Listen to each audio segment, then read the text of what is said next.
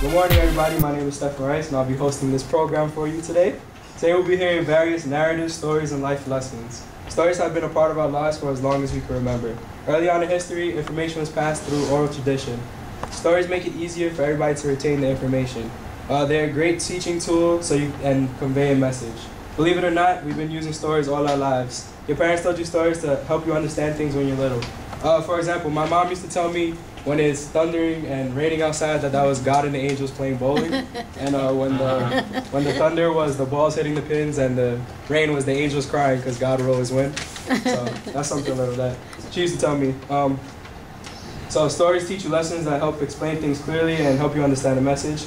And now we're going to hear stories from all of you. So I'll make it easier and I'll just go first. So I don't know how many of you remember, but in 2003 there was a really big blackout on the East Coast. I remember how many of you remember that. What year was that again? 2003. We were, okay. Yeah. Well, I live in New York, so everybody knows pretty much the main use of transportation is the trains. So, you know, there's subways and then there's elevated trains. Well, basically, I was in 6th grade, so it was the blackout 2003, and my mom, she owns a daycare, so we were taking a class trip to the aquarium in Brooklyn. And we were with a whole bunch of little kids, and everybody was on the train, and we didn't think nothing of it. It was a really hot August day, and we were coming back. And on the train on Jackson Avenue in the Bronx, right when you come out from underground to go up into the elevated part, the train just stopped out of nowhere. And everybody on the train was like all bugging out, like, oh my God, because the conductor comes on the radio, and he's like, we don't know why the train stopped, but just be patient. And this is like not too long after September 11th, so everybody was bugging out. I was bugging out because I was only in 6th grade. So, and my father, he was a paramedic in 9/11, so he, you know, that whole thing was crazy for my family. So everybody was going crazy. So pretty much, my aunt that was with us, she owns the daycare as well. Everybody was just like, okay, everybody stay calm, everything. Like, and half an hour goes by, and everybody's sweating profusely because it's August and the AC's off and the train's not working. So we're trying to stay calm, trying to keep the little kids calm and everything. So I'm nervous, but I'm trying not to like make it obvious that I am. So basically, we let everybody off the train first because we had little kids. So the conductor comes on the radio and he says, everybody's gonna have to walk the tracks to get to the safest platform so we can get off the train safely. So I don't know about any of you that actually rode the trains, but the trains are kind of really high and they're over the street.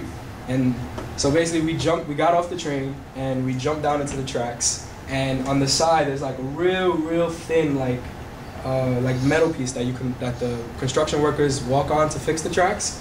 So we're all walking there real slow with the babies holding them, and everybody on the ground is like pointing like, oh my God, look at those people up there. And we can feel like the track shaking, like with every car that would go under the train because it was zooming. So all the train tracks was like shaking and the rocks were passing by and it was real scary.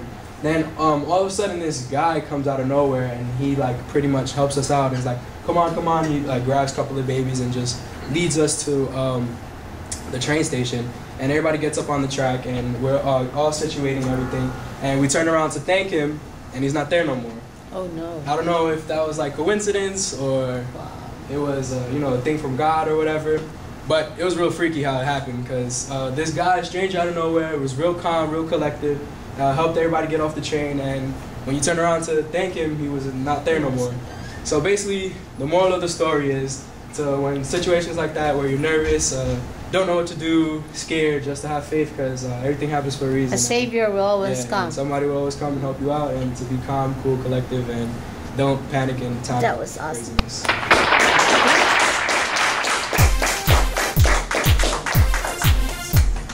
All right, so to keep things going, anybody want to volunteer? Yeah, Frank. Right?